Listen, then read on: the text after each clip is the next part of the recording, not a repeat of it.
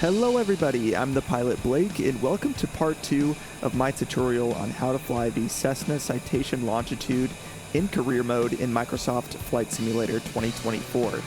In part 1 we covered flight planning, pre-flight, cockpit preparation, and system setup, as well as taxi before takeoff and takeoff. If you missed that, go check it out. In this video we pick up right where we left off, climbing out of Minneapolis on our way to Cleveland. This video will cover the cruise portion, arrival, and approach into Cleveland. Enjoy. Cessna 808, climb and maintain flight level 410. Alright, up to 410 now. Climb and maintain flight level 410. Something Cessna super cool 808. about this airplane with this autopilot, when you rotate the altitude knob, you can see it'll do it in 1,000-foot increments, which is nice when you have big altitude changes. But then if you want 100-foot increments, you just push that knob. See, now we're getting 100-foot increments. So a pretty cool feature. And 410 is selected.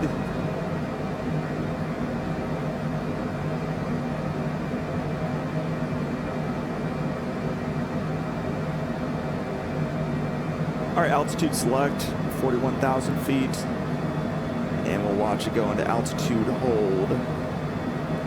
As we level off, altitude hold, 41,000 feet, speed Mach 0.83, and basically, I just want to make sure that the speed is set at a fairly decent margin below the bottom of that barber pole there.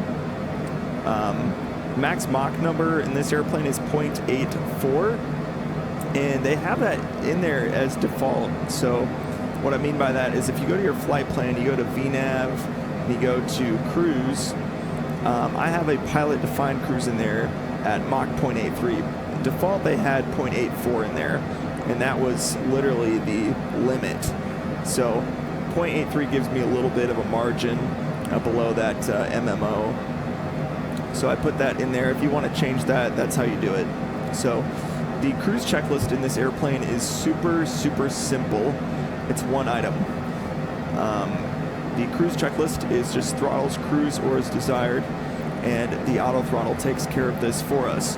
So the airplane's going to accelerate until it gets to our cruise Mach number there of 0.83, and then it will adjust the thrust levers as necessary to maintain Mach 0.83 in cruise.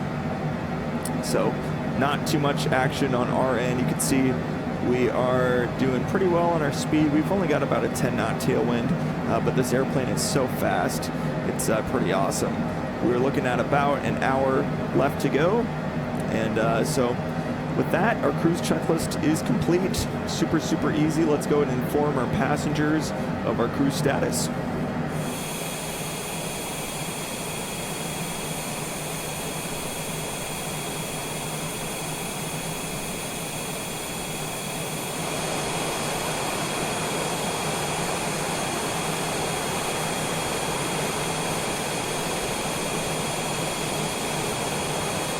So while we're cruising along here, I thought I would share another tip for you guys when it comes to learning a new airplane in the sim. We talked about the checklist. In my opinion, that is maybe the most important thing you can do to learning a new airplane. You know, we talked about going through the checklist item by item on the expert level, learning where everything is. I think that's super important. But in addition to that, another great way to learn a new airplane is to just go out and take a cross country in that airplane. You know, my first flight back in this airplane, like I used to fly the Longitude back in 2020 a little bit in Flight Sim 2020, and I flew it very little. So it's been a while, and B, even when I did fly it, it was a long time ago. Good day. So my first flight back in this airplane was in career mode, but I chose a mission that gave me plenty of time in cruise, like this one, to just sit and just learn the layout of the cockpit. You know, give yourself a full cockpit tour, learn where everything is, try to learn the systems, get your avionics all configured the way you want them to be configured, and get your camera views all set up. That all is just so helpful to get done, and it's a great way to learn the avionics, to learn the airplane. So that is another tip for you guys when it comes to learning a new airplane in the sim.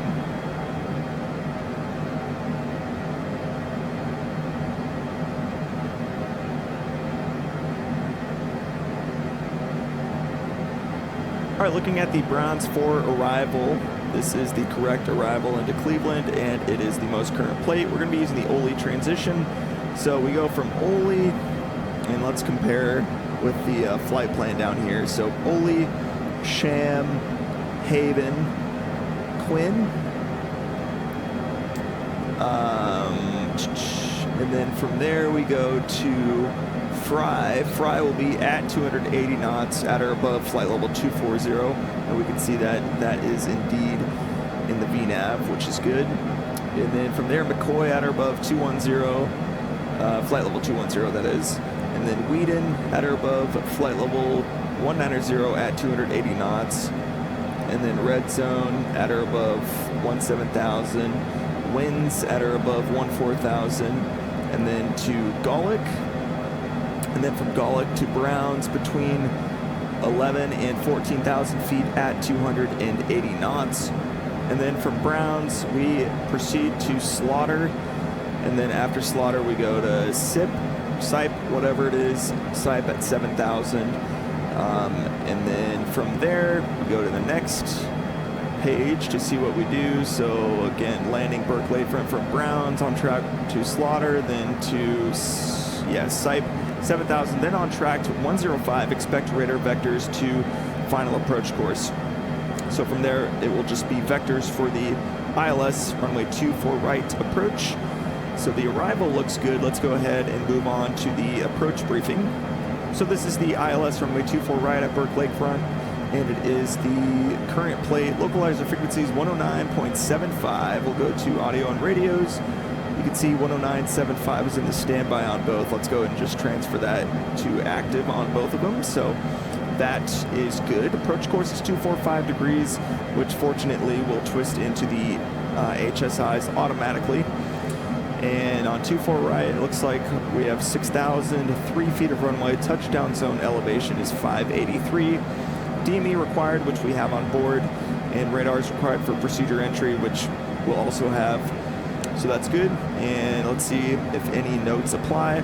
All right, the notes don't apply, and we have Malsif lighting. Missed approach via climb to 1,120 feet, then a climbing right turn, heading 350 to DJB VOR DME radial 056 to cross Elroy DJB 225.5 DME at or below 2,000, then climb to 3,000 on DJB VOR DME radial 056 northeast course to NEVG. Cessna 808. NEVT, excuse me. BRWNZ 4 to 7,000.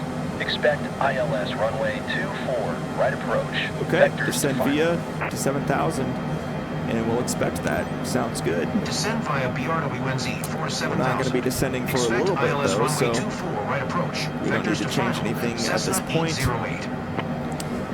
Anyways, to that fix basically and hold. So you can see that graphically here. Just be a right turnout to intercept that, and then head out here to hold. If we did that, it looks like it'd be a parallel or a teardrop entry into the holding pattern, depending on whichever one the system wants to do. So that's our missed approach procedure briefed. ATIS is 2525. We'll tune that standby on number 2. ATIS is in there. Cleveland approach will be 2535. Basically, the rest of the radios are all going to be managed automatically just by pressing the enter key to do that. So pretty simple stuff. And as far as the plan view goes, you can see that the MSA within 25 nautical miles of DJB is 3,100 feet. So we're going to be ending the arrival somewhere out here over the lake at 7,000 feet. From there, we'll expect radar vectors and a descent to get over onto the localizer, basically. And then we'll be inbound on the approach. It's like 2,400 feet inbound from a bog. And then 2,400 feet on glide slope will be the precise final approach fix. at which point we'll begin descending down to straight in ILS 24 right minimums of 916 and 3/4 mile flight visibility. Looking at the runway here, it looks like we have a displaced threshold. That's what that little symbol means right there. PAPI's on the right side of the runway, and then of course we're landing on the right side, so there's going to be a runway on the left side to be aware of. And looking here, we have high intensity runway lighting on this runway as well. Runway declared distance information is available as well, should we want to refer to that. So all of that looks good. I will consider this approach to be briefed at this time. Let's go ahead and put those minimums in here real quick though. So if we go minimums like so, we can go ahead and put 916 in there, and barrel minimums, enter that. So minimums are entered in there. We've got the localizer frequency in there. So the avionics are set. The approach is loaded in the avionics as well, so that's good. And so with that, the arrival briefing and the approach briefings are complete.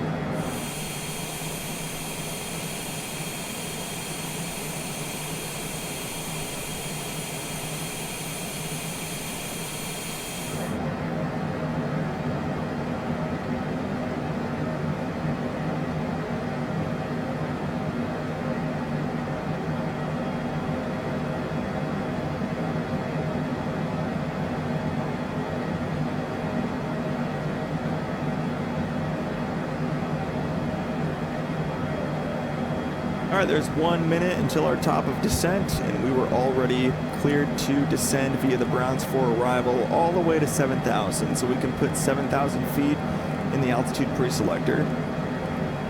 7,000 feet is set, and we will arm our VNAV. So the airplane will start descending via the arrival and meet all of the restrictions for us. It'll be super, super nice.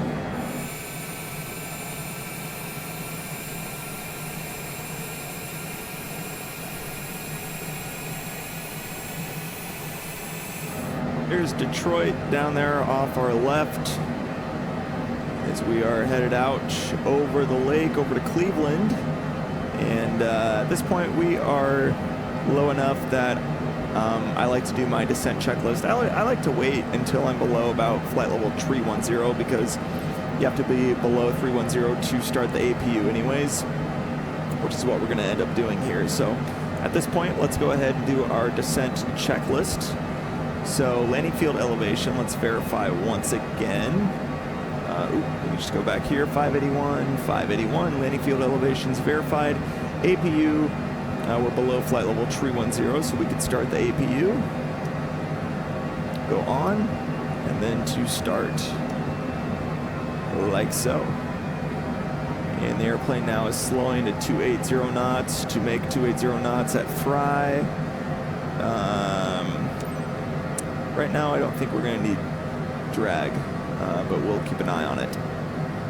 So APU starting up, and altimeters, we'll get the ATIS here momentarily, and then we can pre-select our altimeters and exterior lights. Those are as required for now. So the descent checklist is complete. The approach checklist will be next, which we'll do once we get much closer in. So looking good on the arrival into Cleveland.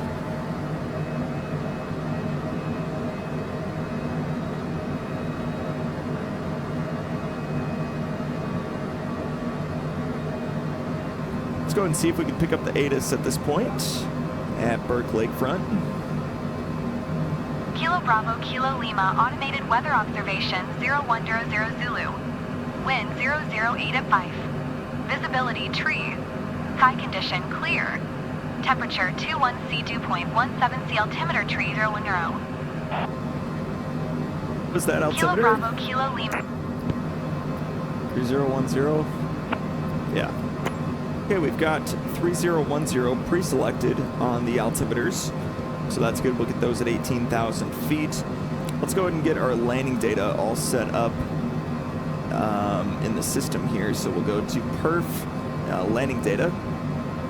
Burke Lakefront, planning landing runway 24 right, and looking at the weather, we'll pull the winds from the ATIS. All right, so we got the weather put in there, runway information here.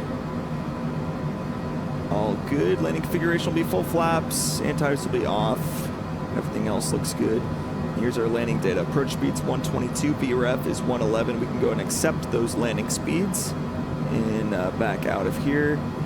And now you can see we do have those speeds bugged there on the airspeed tape, which will be pretty nice to have. And we're just about to descend out of 18,000 feet so we can get our altimeters set. We'll set the standby to 3010. 3010. 3010 is pre-selected. Let's go ahead and push the knob, and 3010 set on all 3 altimeters. Looking good on the arrival into Cleveland.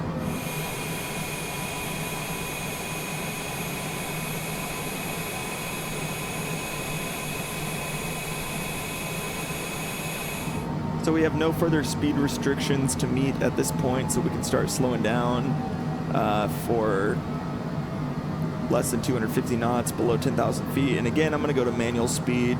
We'll put 240 in there. And another big tip for you guys, again, when you're first learning an airplane, and it still gets me, is in this airplane especially, because it's so fast, is just slow down. Just slow down. Once you get close, slow the airplane down. And just take your time, and you know, don't let the airplane get ahead of you. And one of the best ways you can keep that from happening is just to slow down. All right, descending out of 10,000 feet. Let's go ahead and get the recog lights on. Actually, let's do pulse lights on, and we'll get the passenger signs on as well. So that all looks good. And thinking through my 5As, we've got the ATIS, the altimeters are set, the approach briefing is complete. The avionics are set, so the last thing will be for the airplane to go into the approach configuration. Let's go ahead and start working through the approach checklist as well. So landing data is confirmed. We've done that already. B speeds are set. Ice protection is not required. All that stuff is off. The radios, FMS, nav aids, all that stuff is set. Minimums are set. We got that set in there. Altimeters are set. 3010 across the board. It is the altimeters, so that's good. Crew briefing is complete. We've briefed the approach. Passenger briefing is complete. Seatbelts are fastened. Seatbelt signs are on. And we'll get flaps once we get closer. We'll just go ahead and check that off, though. So the approach checklist is complete. All right, they told us to descend and maintain 2,400 feet, and we are vectoring ourselves now onto the approach from the arrival. So we'll go ahead and contact tower at this time. Lakefront And Tower, we're slowing Cessna the airplane November down 4608, even more. 16 miles northeast, inbound ILS runway 24 right approach. Should see the airport Cessna out there November somewhere. 46808, Lakefront Yeah, Tower. right there, I think. Altimeter tree 007. Cleared ILS runway 24 right approach. All right, cleared for the approach. Cleared ILS runway And we'll 24 right put approach. 3007 in there. 08. All right, altimeters are set, and we are cleared for the approach. Slowing down nicely. We are using a bit of speed brake right now. I think let's go ahead and bring our first notch of flaps in. Speed checks. We'll go flaps 1. And we are descending nicely for the approach. And just verify everything here. Approach course 245 is in there. We've activated the approach. That all looks good. IBFT on 109.75, and we see that there as well. That looks good. The missed approach altitude will be 3,000 feet to bug on the altitude pre-selector when the time comes for that. So looking good on the approach at this point. Leveling off 2,400 feet. Airspeed looks good where it is. 145 will be good. I know it's slow, but again, you know, that's a good way to just stay ahead of the airplane, is to keep the airplane slow. So that's what I'm doing. All right, let's do a right turn. Start getting ready to intercept our localizer here. About a 200 heading to intercept or so will be good. We might turn like right on it. Cleared for the approach. We'll arm the approach. So the approach is armed, intercepting the localizer, turning inbound on the approach. We'll maintain 2,400 feet till we intercept the glide slope. At that point, we'll bring the gear down. We'll slow it back to the approach speed of 121, and we'll do our before landing checklist. Okay, the glide slope is coming in. Everything is looking good. We are on the approach. All 5 A's are complete. And again, 2,400 feet on glide slope is the final approach fix. All right, there's glide slope. Gear down. Cessna 808, Flaps 2. wind 012 at 5. Clear to land runway 24 right. This approach altitude is 3,000 feet set. We'll acknowledge our landing clearance. Clear to land runway And 24 let's go ahead and go Cessna full flaps, speed 808. checks, full flaps, and we're going to slow it down to the approach speed of 121. Like so, and do our before landing checklist. So before landing checklist, landing gears down, 3 green, 3 green. Flaps are full. Exterior lights is required. Let's go ahead and get the landing and taxi lights off. Or on, I should say. That's good. Speed brakes retracted. And EIS is all checked. CAS is clear. And we'll get the autopilot momentarily. Airspeed is looking good for now. Before landing checklist complete. Let's go ahead and turn the auto throttle off. Auto throttle is off. And autopilot's coming off.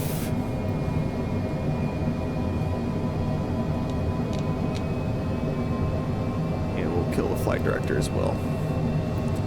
All right, 24 right, clear to land. Gears down, 3 green. Before landing checklist is complete. Get high, reduce power.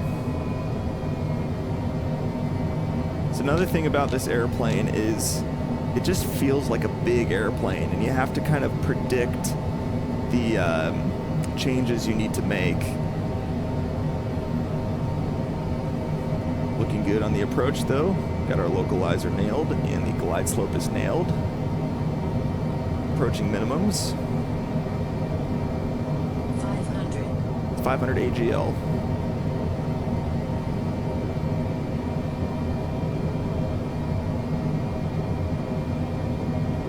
Looking good. Minimums continue. Got the runway in sight.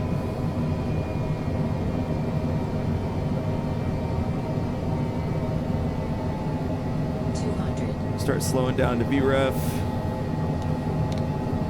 A little bit of up trim there, nose up trim. 100. There's VREF, 24 right, identify, clear to land. 50. 40. 30. 20. All the way to flight idle. 10. There she is. First thrust. Cessna 808. TRs Did you are copy? unlocked. And reduce speed. Did I copy what?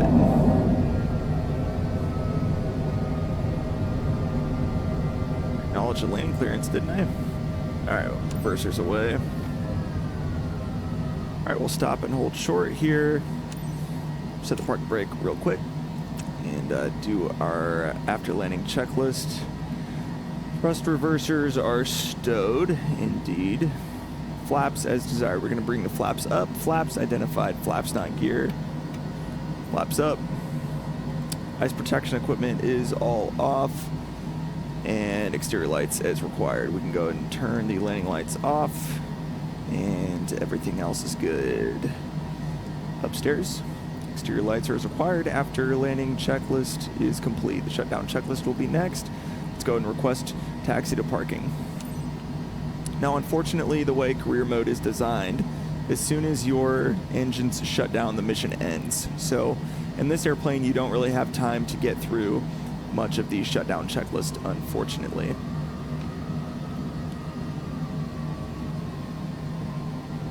Stop right there. Aida managed to catch Parking some brake shut-eye, set, and I'm not taxi light usually a fan of off, flying. and we'll do as much of the shutdown checklist as we possibly can. Throttles are idle, parking brake set. Parking brake is indeed set. Engine ice protection is all off, and we can go and stop the engines. So looking down here, we'll go stop, stop on both engines. And we'll go ahead and turn all this stuff off like so, and that's as much I think is we're going to be able to do. Yep. All right, so we'll consider the shutdown checklist complete. And let's see how we did. If we did everything right, we should have an S tier.